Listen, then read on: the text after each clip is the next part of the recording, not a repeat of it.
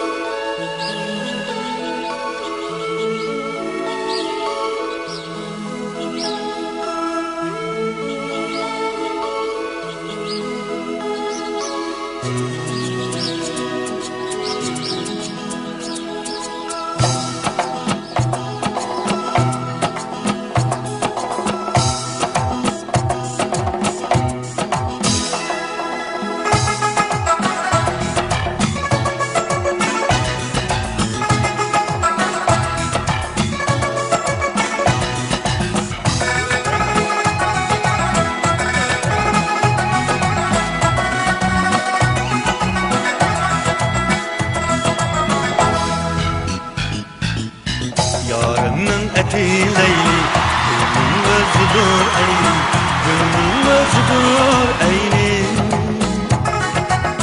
Yarının var mikin meyli, bağda kılgını seyli, bağda kılgını seyli.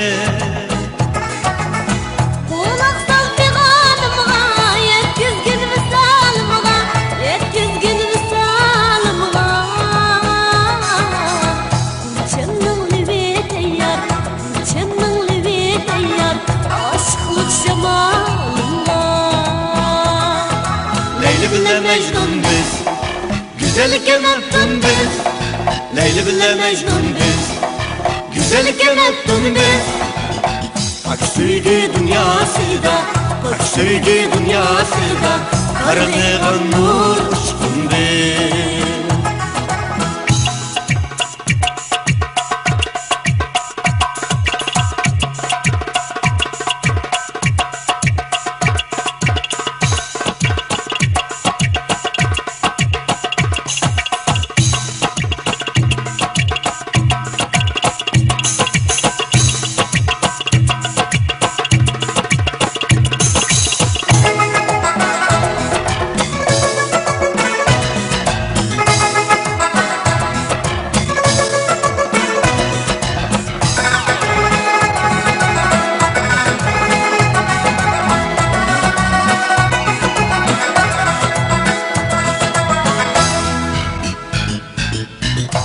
Külsem külersen, tünüsem tünersen, tünüsem tünersen mi?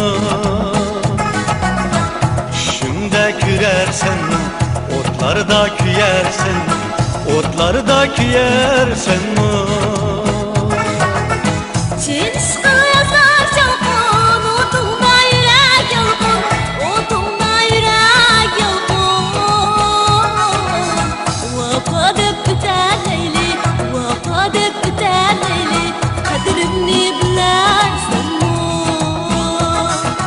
Leyli bile Mecnun biz, güzellik unuttun biz. Leyli bile Mecnun biz, güzellik unuttun biz. Bak sevgi dünyasında, bak sevgi dünyasında, kararlığa nur uçkun biz. Bak sevgi dünyasında, bak sevgi dünyasında, kararlığa nur uçkun biz. Kararlığa nur